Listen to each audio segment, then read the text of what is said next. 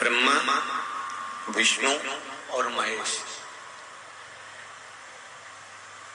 इन तीनों की जो देवियां हैं, ब्रह्मणी, लक्ष्मी और पार्वती, थोड़ा ध्यान लगाकर सुनना। हरतालिका तीज शिव महापुराण की कथा ही नहीं है। आप जो तीज करते हो, हरियाली करो चाहे सातुड़ी करो, उस तीज की महत्वता क्या है, इस हिंगोली की शिव महापुराण की कथा में अपने को समझना है कि उसकी मूल तत्वता, उसकी महत्वता है क्या, उसका महत्व क्या है।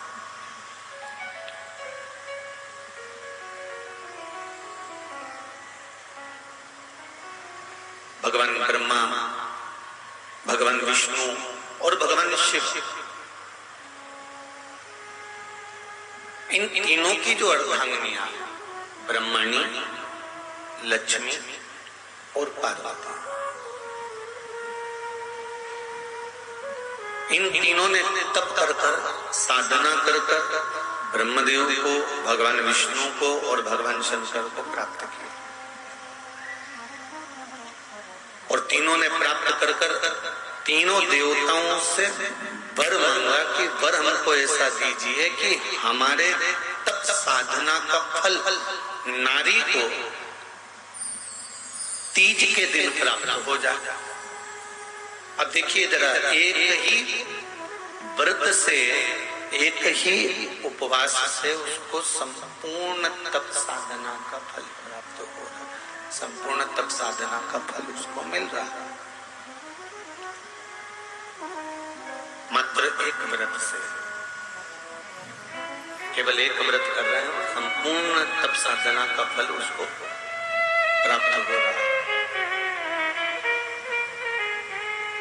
ऐसा कोई व्रत, ऐसी कोई साधना, ऐसा कोई शंभो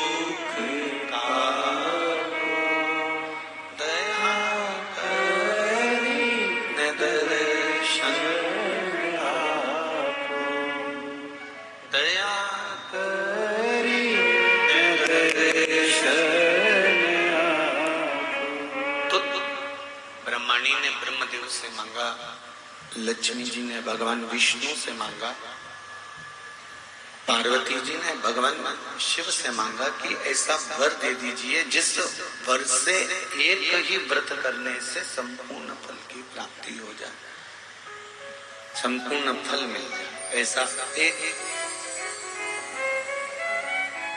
व्रत का फल दे दीजिए, मात्र एक व्रत का। अब देखिए, हरियाली तीज करने वाली माताएं थोड़ा ध्यान से सुनना।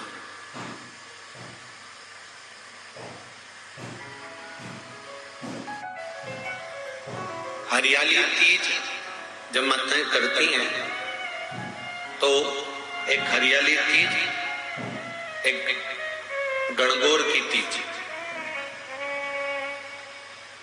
ये दो तीज के व्रत ऐसे होते हैं जिसमें जब माताएं करती हैं तो उस समय पर उमा,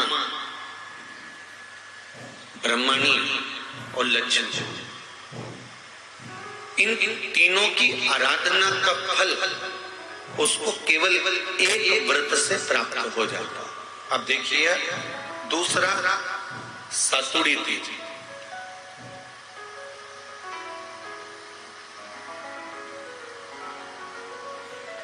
इसमें उमा और महेश्वर, उमा और महेश, ब्रह्मणी और लक्ष्मी, इन चार के व्रत तप का फल एक साथ सातुड़ी तीज के दिन प्राप्त हो जाता। अब आती है हरतालिका तीज। आप लोग करते हो हरतालिका? यहाँ लोग करते कि नहीं करते? करते हैं यहाँ पे हरतालिका? कौन कौन करता है? जरा हाथ उठाओ तो जरा। अरे सभी करते हो, रखो रखो, बहुत बढ़िया, बहुत अच्छी बात। एक आती है हरतालिका तीज। इस तीज का व्रत माता पार्वती बेल वृक्ष के आनंद के साथ में फुलेरा बनाकर करती है, और जिसमें इस हरतालिका में माता पार्वती जी के जितने जन्म पहले हुए हैं, माता पार्वती का जन्म तो 52वें नंबर का, 52 नंबर पे माता पार्वती का जन्म है। इससे पहले तो माता के 51 जन्म पहले हो चुके हैं,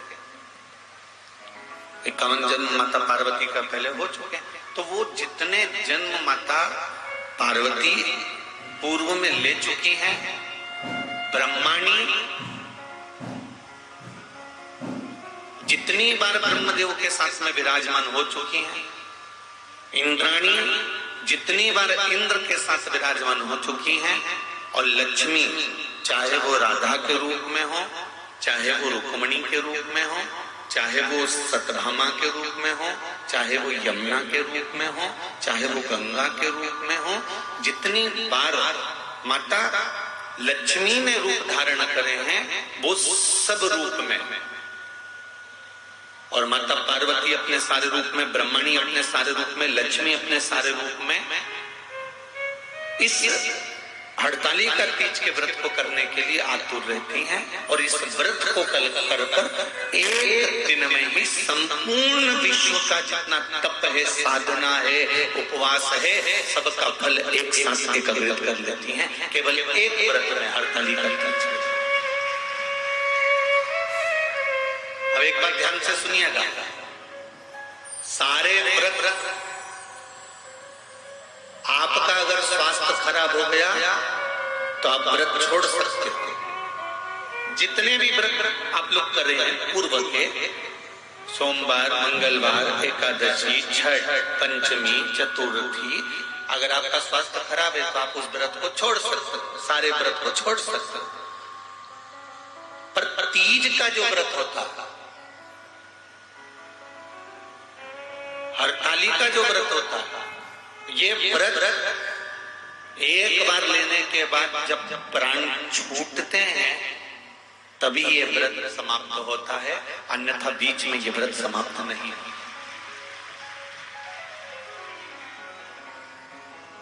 ये व्रत समाप्त होता ही नहीं। अगर शरीर से नहीं बनता कि अब हमारी अवस्था हो गई, अब शरीर से नहीं बन रहा है, तो भले एक पहर की पूजन कर कर, एक पहर का नियम धारण कर कर, एक पहर का स्मरण कर कर, एक पहर का पूजन कर धारण करो, और उसके बाद में भले आप थोड़ा सा जो भी आपको लेना है वो कर लो, पर इस व्रत को करना ही पड़ता है।